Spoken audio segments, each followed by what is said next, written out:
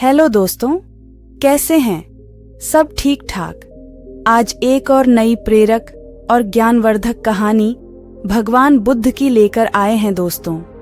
गौतम बुद्ध को महात्मा बुद्ध, भगवान बुद्ध, सिद्धार्थ व शाक्य मुनि नाम से भी जाना जाता है। इससे पहले अगर आप मेरे चैनल पर पहली बार आए हैं तो चैनल को सब्सक्राइब जरूर करें और वीडियो पसंद आए तो एक खूबसूरत सा कमेंट और लाइक कर दीजिए। एक समय की बात है, महात्मा बुद्ध बिहार के पास एक राज्य में भ्रमण पर जा रहे थे। तभी वहां के एक गांव में वह रात गुजरने के लिए रुक गए और फिर वहां के लोग खूंखार डाकू अंगुलीमाल के बारे में बात करने लगते हैं। तभी महात्मा जी ने उन आदमियों को बुलाकर पूछा कि भाई आप लोग किसकी बात कर रहे हो? तब आदमियों ने बताया कि महात्मा जी हम डाकू अंगुलीमाल के बारे में बात कर रहे हैं। तब महात्मा जी ने पूछा, अंगुलीमाल कौन है ये? तब उत्तर में उन आदमियों ने कहा, महात्मा जी वह बहुत ही खूंखार डाकू है जिसने अपनी दहशत से लोगों को परेशान कर रखा है। वह डाकू उसके इलाके में जाने वाले राहगीरों को लुटता है और यहीं पर उसका खूंखारपन खत्म नहीं होता। वह लोगों के उंगलियों को काट लेता है और फिर उनकी माला बनाकर अपने गले में पहनता है। तब महात्मा जी ने बड़ी शालीनता से पूछा कि अंगुलीमाल डाकू कहां मिलेगा? तब उन लोगों ने जवाब दिया कि वह यहां से कुछ दूरी पर एक घनघोर जंगल है, वहीं उस अंगुलीमाल डाकू का बसेरा है। तब महात्मा जी ने कहा ठीक है और अपने शिष्यों को बोला कि तुम सब अब विश्राम करो, कल सुबह होते ही हमें जल्दी निकलना है। सुबह हुई और महात्मा जी ने अपने शिष्यों को कहा कि चलो शिष्यों, अब हमें उस जंगल की ओर प्रस्थान करना है। तब सभी शिष्य डर गए और बोले जंगल की तरफ, लेकिन गुरुजी वहां तो डाकू अंगुलीमाल का वास है। अगर हम वहां जाएंगे तो वह हमें मार डालेगा और हमारी आंगुलियां काटकर उनकी माला बनाकर धारण करेगा। तब महात्मा जी बोले कि शिष्यों, कभी भी किसी परिस्थिति में डरना नहीं चाहिए, लेकिन कोई बात नहीं, अगर तुम लोग नहीं जाना चाहते तो कोई बात नहीं, मैं तुमको वहां जाने के लिए बाध्य नहीं करूंगा, जैसी तुम्हारी इच्छा। महात्मा जी जंगल की तरफ प्रस्थान करने के लिए ज्यों ही प्रस्तुत हुए, गांव के लोगों और शिष्यों ने उन्हें बहुत रोका, लेकिन वह नहीं माने। जंगल की ओर चल पड्डे डीहे और फिर अंततः वह जंगल पहुंच गए जहां की अंगुलीमाल रहता था। जब उस डाकू की नजर महात्मा जी पर पड्डद ही, तब वह महात्मा जी को बड्डे आश्चर्यजनक तरीके से देखने लगा और सोचने लगा कि इस जंगल में आदमी साथ मिलकर भी नहीं आते और यह यहां अकेला चला आया। तब उसने महात्मा जी से पूछा कि कौन हो तुम? महात्मा जी ने कहा, मैं एक राहगीर हूं। अंगुलीमाल ने कहा, भाई तुम यहां अकेले आ गए हो, तुम्हें पता नहीं मैं कौन हूं? तब महात्मा जी ने जवाब दिया कि हां, तुम भी मेरे ही तरह एक इंसान हो। तब अंगुलीमाल ने कहा कि लगता है तुम इस जगह नए आए हो, तुम्हें शायद मेरा नाम नहीं पता। उसने बड्ढे शालीनता से कहा। महात्मा जी ने कहा, मुझे तुम्हारे बारे में गांव वालों ने बताया था। तब अंगुलीमाल ने कहा, फिर भी तुम यहां चले आए, तुम्हें मुझसे डर नहीं लग रहा क्या?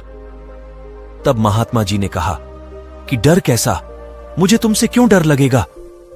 तब वह डाकू गुस्से से लाल पीला होकर महात्मा जी को घूरने लगा और कहने लगा कि तुम्हें नहीं पता कि मैं कितना ताकतवर हूं।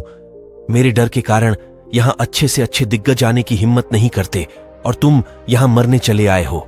तब महात्मा जी ने कहा, ताकतवर? मैं तो तुम्हें ताकतवर नहीं मानता। तब तो गुस्से से लाल आंखें करके वह डाकू महात्मा जी को देखने लगा। तब अंगुलीमाल ने कहा कि तुम्हें नहीं पता कि मैं कितने आदमियों को मार चुका हूं। मेरे गले में यह माला देख रहे हो, मैंने उन आदमियों को सिर्फ लुटता नहीं हूं, बल्कि उनके हाथ की उंगलियों को काटकर अपनी माला में पिरो लेता। यह कहते हुए अंगुलीमाल जोर जोर से हंसने लगा। महात्मा जी मंद मुस्कान के साथ हंसने लगे। तब वह डाकू आश्चर्य से महात्मा जी को देखने लगा और सोचने लगा कि अरे ये कैसा इंसान है, मुझसे डरने की बजाय यह हंस रहा है। तब अंगुलीमाल ने कहा कि लगता है तुम्हारा मानसिक संतुलन ठीक नहीं है, यह सुनकर तुम्हें सदमा लग गया है। महात्मा जी ने कहा, मुझे कोई भी सदमा नहीं लगा और न मेरा मानसिक संतुलन खराब है। अंगुलीमाल ने कहा, तुम्हें मुझ जैसे ताकतवर डाकू से डर नहीं लग रहा और यह सब सुनकर भी तुम मेरे सामने खददे हो, यह उससे भी ज्यादा आश्चर्य की बात है। तब महात्मा जी ने कहा, कौन ताकतवर? तुम तो मुझे सबसे ज्यादा डरपोक लगते हो। इतना सुनते ही अंगुलीमाल क्रोध से तिलमिला गया और उसने अपनी तलवार निकाल ली और महात्मा जी के गले पर लगा दी। तब महात्मा जी ने कहा, मेरी बात तो सुनो भाई। उसने बोला, जल्दी बोल, अब मैं तेरे मुख से और कुछ नहीं सुनना चाहता। अरे भाई, अगर तुम सच में ताकतवर हो तो तुम सिद्ध करो, तब मैं मानूंगा। अंगुलीमाल ने कहा, अच्छा बता, मुझे क्या करना होगा अपने ताकतवर सिद्ध होने के लिए? तब महात्मा जी ने कहा कि तुम्हें वो पेडडीएच दिख रहा है?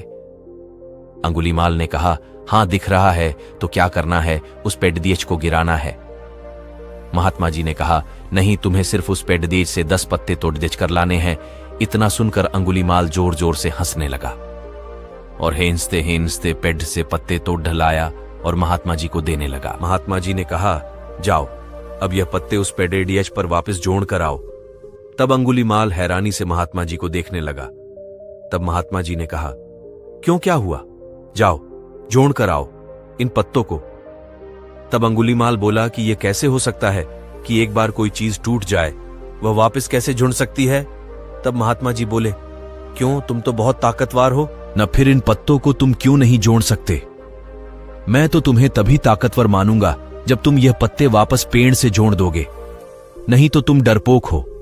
मेरी नजर में असली ताकतवर तो वह होता है जो कि टूटी हुई चीजें जोड़ दे, जो चीजें तोड़े वो कैसा ताकतवर?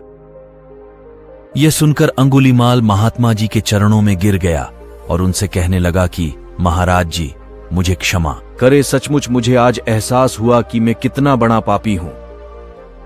मैंने कितने निर्दोष लोगों का खून बहाया और उन्हें लुटा। महात्मा जी बोले कि तुम्हें अपने पापों का एहसास हुआ, यह बहुत बड़ी बात है। अगर तुम्हें सचमुच अपने किए पर पछतावा है तो आज से सच्चाई और अच्छे राह पर चलो, दीनों की मदद करो और अपनी ताकत का इस्तेमाल जरूरतमंदों की रक्षा में करो। तब से अंगुलीमाल अच्छे रास्ते पर चलने लगा और सबकी मदद करने लगा। कहानी का निष्कर्ष, इस कहानी में हमने देखा कि खूंखार डाकू और महात्मा बुद्ध की आत्मविश्वास भरी मुकाबले के बीच एक अंतर था। जबकि डाकू आत्मविश्वास की कमी के कारण हार गया, महात्मा बुद्ध ने अपनी आत्मशक्ति को पहचाना और सच्चे आत्मविश्वास की प्राप्ति की। हमें यह याद रखना चाहिए कि जीवन की हर मुश्किल से लड़ने के लिए आत्मविश्वास हमारी महत्वपूर्ण उपकरण होती है। हमारी जीत या हार आत्मविश्वास पर निर्भर करती है, और जब हम सही तरीके से आत्मविश्वास को समझते हैं और उसे विकसित करते हैं तो हम सचमुच अपारतंत्री हो सकते हैं। तो अगर आपको यह वीडियो अच्छा लगा हो तो अपने परिवार और दोस्तों को शेयर करें